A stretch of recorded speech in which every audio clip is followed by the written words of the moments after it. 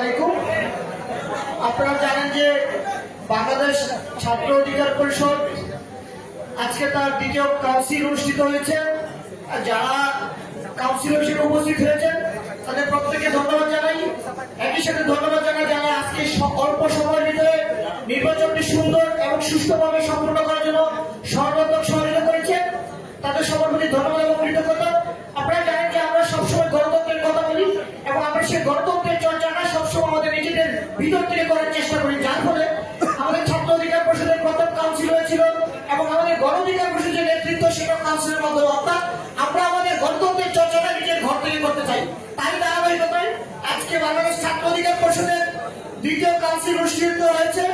এই কাউন্সিলে সভাপতি পদে নির্বাচিত হয়েছে, সভাপতি পদে মোট ভোট কাস্ট হয়েছে 132টি, কোন ভোট বাতিল হয়নি। সভাপতি পদে নির্বাচিত হয়েছে বিনিয়ামিন মোল্লা, ভোট সংখ্যা 75। তার নিকটতম প্রতিদ্বন্দ্বী নাহিদউদ্দিন তালেব, ভোট পেয়েছে 37টি।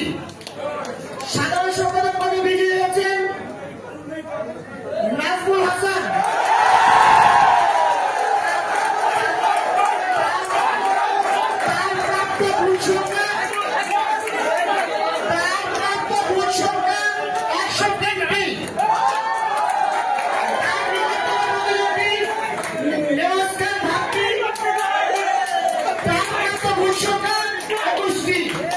এবং তৃতীয় তসলিমী, তার প্রাপ্ত ভোট সংখ্যা 7টি।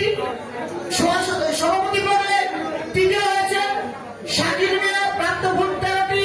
মাহমুদুল হাসান, প্রাপ্ত ভোট 7টি। ধন্যবাদ সবাইকে। আমি একটা কথা একটু শেষ করছি। আপনাদের মিছিলের আগে এখান থেকে